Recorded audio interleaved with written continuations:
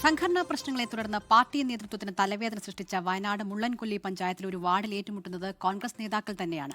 പഞ്ചായത്തിലെ 17ാം വാർഡിലാണ് മുൻ പഞ്ചായത്ത് പ്രസിഡന്റും പഞ്ചായത്ത് അംഗവും പരസ്പരം മത്സരിക്കുന്നത്. പഞ്ചായത്ത് അംഗം ഔദ്യോഗിക സ്ഥാനാർത്ഥിയായപ്പോൾ മുൻ പ്രസിഡന്റ് വിമതനായാണ് മത്സരരംഗത്തുള്ളത്. കോൺഗ്രസിന് ഏറ്റവും അധികം ഭൂരിപക്ഷം ലഭിക്കുന്ന വാർഡാണ് മാടൽ. അതിനാൽ തന്നെ സ്ഥാനാർത്ഥി കുപ്പായം തയ്പ്പിച്ചവർ ഏറെയുണ്ട്.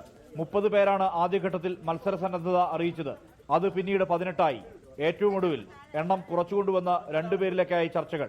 ഒരാൾ മുൻ ഗ്രാമപഞ്ചായത്ത് പ്രസിഡന്റ് ജോസ് കണ്ടന്തുരുത്തി, മറ്റൊരാൾ ഗ്രാമപഞ്ചായത്ത് അംഗം കൂടിയായ തോമസ് പഴുക്കാല.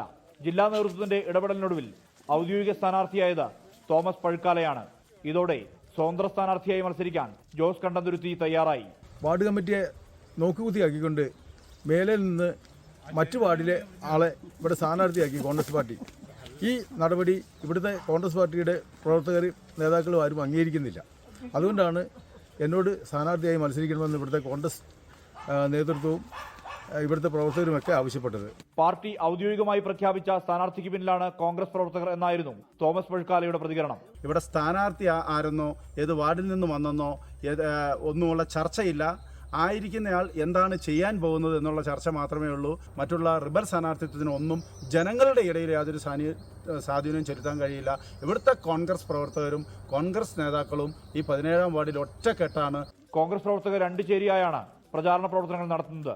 LDF സ്ഥാനാർത്ഥിയായി ഡെനി തോമസും ആം ആദ്മി പാർട്ടി സ്ഥാനാർത്ഥിയായി സിനോജ് കാനാട്ടും BJP സ്ഥാനാർത്ഥിയായി MP ശ്രീലാലുമാണ് ഇവിടെ മത്സരരംഗത്തുള്ളത്.